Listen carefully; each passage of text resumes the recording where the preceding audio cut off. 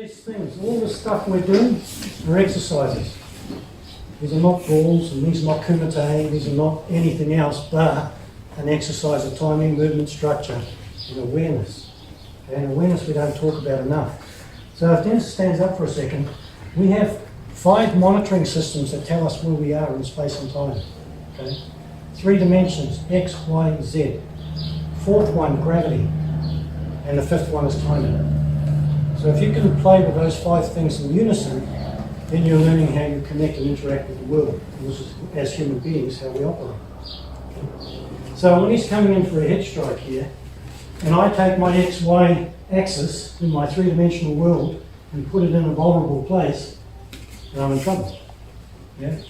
If I can keep my X, Y, and Z axis in unison, then I've got this awareness of where I am in space, time, and connection. Make sense? Mm-hmm. So gravity and timing. What is gravity doing? If I do this beautiful entry, but I don't put weight on this person, he's free to keep moving. Okay? He can now move and do whatever he likes. Because my connection to him, I'll just change around, is not attached. Make sense?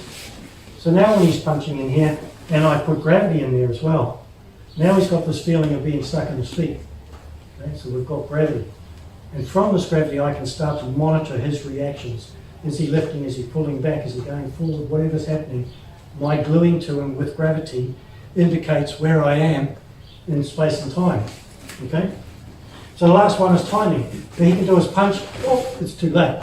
My timing's too late. Or, oh, I go in early. So timing is also important. So your 5 elements of knowing space, time, and movement is this whole element of coming in. Okay?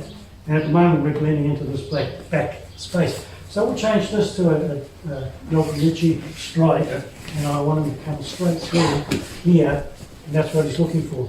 So my XY factor I'm looking for in gravity is just to take this elbow down and encourage his body to go past his structural awareness. Okay? Just do a strike. His intention, just do like this one. His intention is to have structure and be here. My intention is to steal structure and take him past that point. So when he comes in, suddenly his wanting to lift his arm is a little bit more laboured. And if I drop my weight down, now his hip structure's gone. Okay? Now if I want to strike or do things, I have the vulnerable opportunity. Or I can just take structure through posture. Yeah? So we're going to go with the Yokoichi strike, and you can blend in. Yeah? So if we do a slow, what happens when he lifts his arm, this hand's tracking his elbow up. That already puts me on the outside of the entry. By the time I turn my hip in and allow my elbow to drop, his posture now is compromised. Yeah? Akazawa Sensei does this exercise in entry and timing, and he uses this as my eye, distance. So I track his elbow, which allows me to be in the perfect spot. Does that make sense? Yeah. So striking up.